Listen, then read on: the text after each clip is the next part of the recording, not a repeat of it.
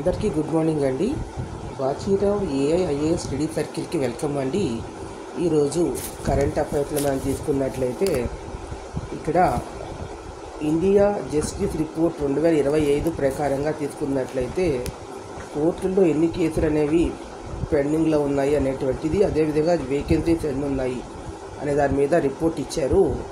ఇక్కడ ఈ 2025 జూన్ నాటికి ఇండియాలోని సబార్డినేట్ కోర్టులో 4.5 కోట్లకు పైగా కేసులు పెండింగ్లో ఉన్నట్లుగా రిపోర్ట్ వచ్చింది. అన్ని కోర్టులోని మొత్తం కేసుల్లో దాదాపుగా ఇక్కడ ఉన్నవి 87% ఉంది. ఈ కేసులు వేగంగా పరిష్కారం కావాలంటే జడ్జీలు పూర్తి స్థాయిలో నియామకం అనేది జరగాలి. ఈ సంవత్సరం ఆరంభం నాటికి ఏపీలో సబార్డినేట్ కోర్టులో 8.7%, తెలంగాణలో 25.5% పోస్టుల భర్తీ అనేది చేయవలసిన అవసరం అయితే ఉంది.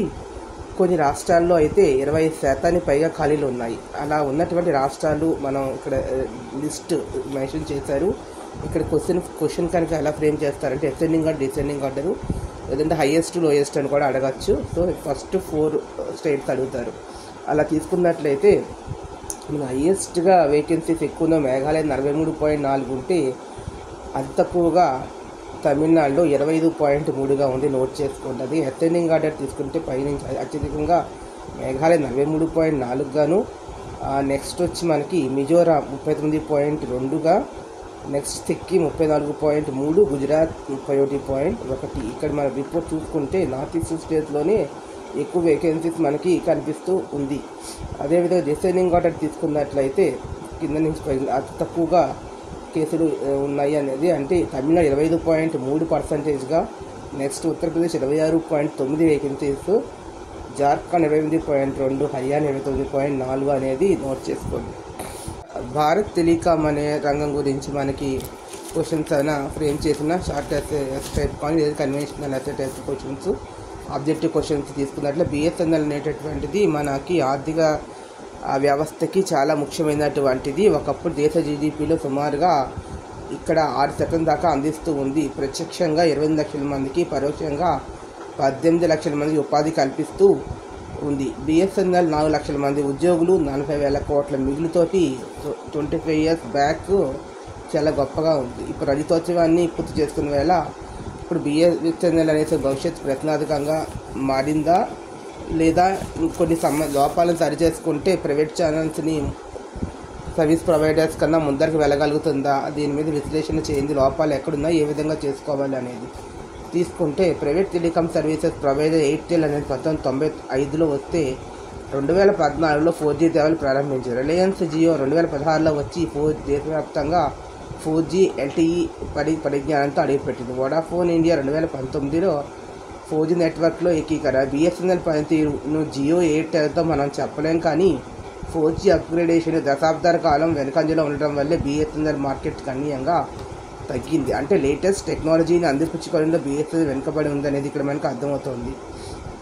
అదేవిధంగా సుమారుగా అంటే సైబర్ భద్రతా రంగాల్లో సంస్థల సేవలను వాడుకోవాలి. ఇక్కడ సుమారు 80 కోట్ల స్మార్ట్ ఫోన్ వినియోగదారులు ఉన్నారు.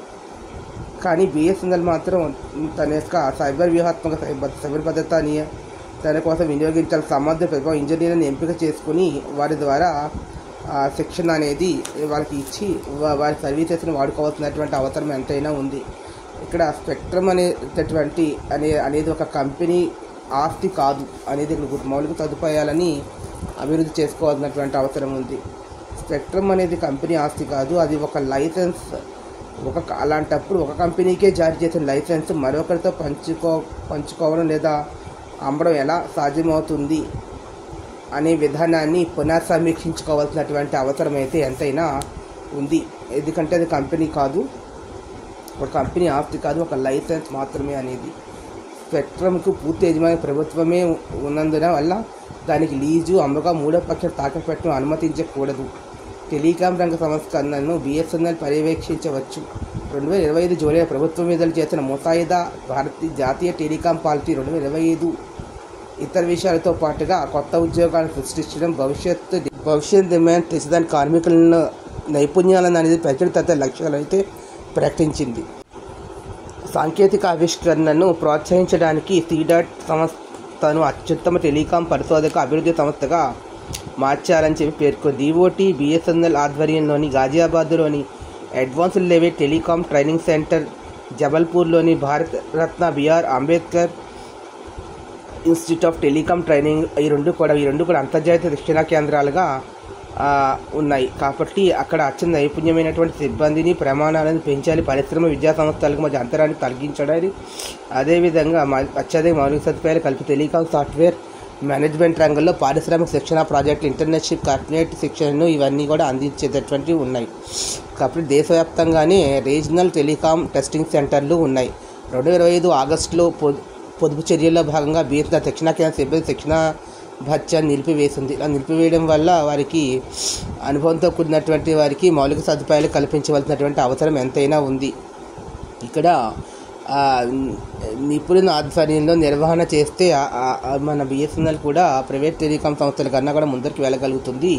తద్వారా దేశానికి జీడిపికి మరింత ఎక్కువగా జాతీయ ఆదాయాల్లో జీడిపి వాటా పెంచగలుగుతుంది అనేటటువంటిది. ఇక్కడ ఏం చేయాలి అంటే భారతీయ కార్పొరేటర్లు అంటే ఇక్కడ నివేదిక 2025 ఆర్థిక సంవత్సరంలో భారతీయ కార్పొరేట్ 16 కోట్ల లాభాలను నమోదు చేశాయి. వాటిలో 5.15 లక్షల కోట్లు కార్పొరేట్ సంస్థల లాభాల్లో వచ్చిన 5.15 లక్షల కోట్లు ప్రభుత్వ రంగ సంస్థల నుంచి వచ్చినాయి. కాబట్టి సమాన అవకాశాలు కల్పిస్తే వస్తువులు సేవల రంగంలోని ప్రభుత్వ రంగ సంస్థలు కూడా మెరుగ్గానే రాణించగలుగుతాయి. కాబట్టి బిఎస్ఎన్ఎల్ సంస్థ స్వతంత్రంగా ఇంజనీరింగ్ నిపుణుల ఆధ్వర్యంలోని ఆధునిక పరిజ్ఞాన ప్రైవేట్ సంస్థలతో పోటీపడే విధంగా సంస్కరించవలసినటువంటి అవసరం ఎంతైనా ఉంది. సో ఈ వీడియో మీకు నచ్చినట్లయితే ప్లీజ్ సబ్స్క్రైబ్ మై ఛానల్. మరిన్ని కొత్త వీడియోతో ముందుకు వస్తాను. Thank you to all.